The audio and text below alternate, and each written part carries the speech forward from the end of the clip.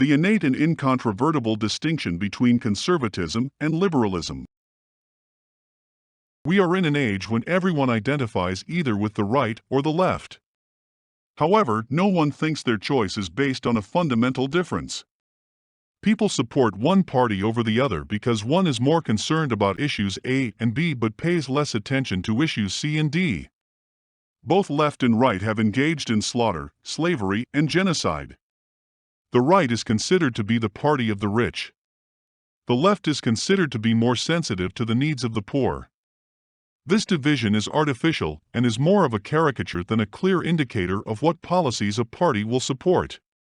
The idea that conservatives could get enough votes by appealing only to a wealthy elite, or that liberal parties could get elected by promising to only help the poor is preposterous. No one's interests are that limited or imbalanced.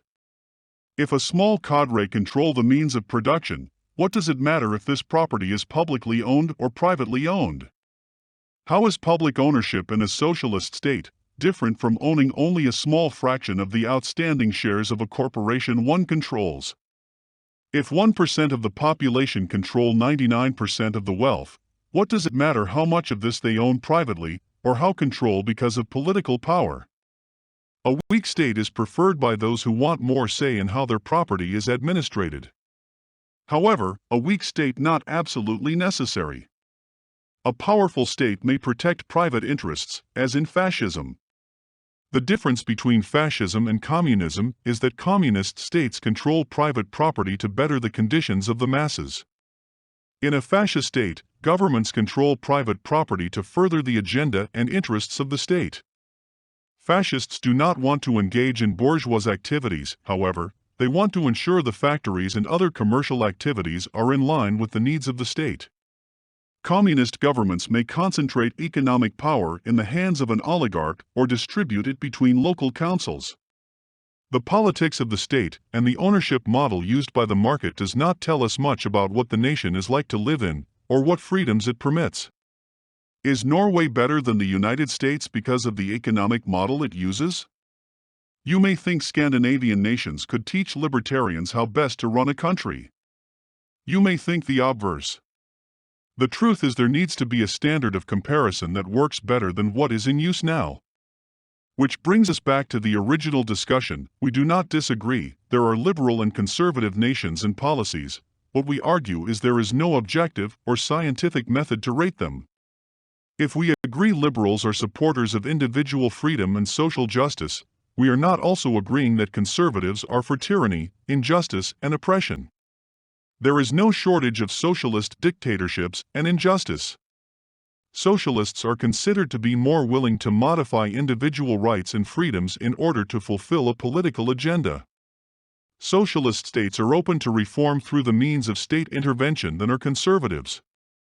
This is why we find socialists are more in favor of larger and more interventionist governments than conservatives. But why is that when both conservatives and liberals look to the state for validation? Is there a difference in how they view government? It is not that the right is antithetical to state power. The right does not want the power of the state to be used to support labor. So long as the power of the state is used to break unions and enforce right-to-work laws, the power of the state is not a problem. This ultimate reliance on the existence of the state by left and right poses a problem, as regards separating the left and right in a verifiable way, is concerned. If the left and right both entwine themselves with the state, yet one advocates for personal ownership and the other group wants to protect the rights of labor, why this difference in perspective? People expect differences between one party's platform and the platform of the opposition. Most would prefer as the difference was not just one of degree. If conservatism is just a less adventurous and less progressive form of liberalism, why can we not reconcile the division between left and right? Why not split the difference and create a successful centrist party? But the division between right and left gets deeper, the split more pronounced. Left and right political parties are hardly able to craft legislation together. The two groups verge on civil war. However, it is possible to discern a unique and unreconcilable difference that explains the growing animosity. We need, however, to understand what is meant by the wisdom of the ancients. We need to understand what our traditions hark back to and why progressives are eager to leave all of this behind. In the ancient traditions, all that exists is created, and all that is created is formed in the mind of a single sentient being. Thus, all things were created, and all creation can be traced back to sentient beings. There is no social creation. There is no shared thought that produces a created product or service. All creation is an ex nihilo event performed by a sentient being. The natural world was an ex nihilo creative act by God. Mankind adds value to the natural creation on an individual basis. Man owns the value he creates by modifying what was created by God, not the substance out of which the innovation emerged. The ancients did not take or claim what is God's. They did not claim any part of the seat of God, which is the earth. The abomination of desolation destroys what was created by God. When progressives take the assets of earth and transform this into capital, this is anathema. No one created the planet but God. No one owns any part of physical reality but God. The distinction between conservative and liberal is the distinction between those who claim only the value they created and those whose claims are based in some fictitious public or social right. The difference is fundamental and cannot be bridged, ameliorated, or minimized. In simple terms, liberals freeload. Liberals condone public ownership and socialist views about the nature of ownership. Conservatives are more self-reliant because they claim nothing that did not come about because of their work. This is the difference. This difference explains the different attitude of left and right regarding the state and the law. This difference explains why those on the right believe in the Creator, and those on the left will do anything to minimize and denigrate the idea of God. If God exists or if we accept, we have no right to nature. Liberalism is lost, that is, its foundation is undermined.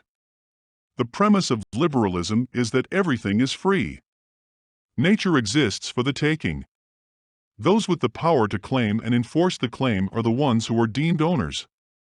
Thus, finding some land or defeating those who found it suffices to legitimatize a liberal's ownership claim.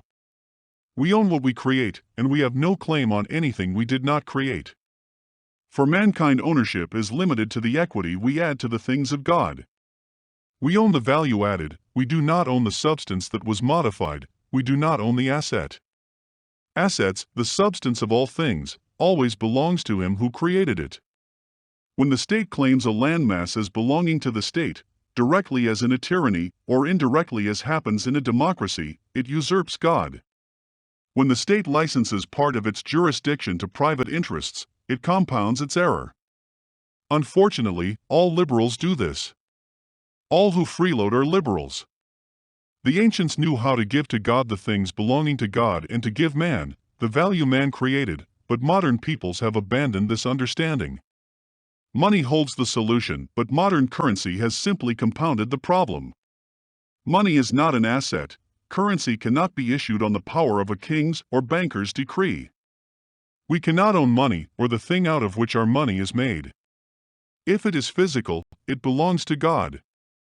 When someone works, he adds value to an asset. The work is worthy of a wage. It is the payment of a wage that liquidates the worker's claim against that which belongs to God. This is not a claim the state or capitalist can liquidate.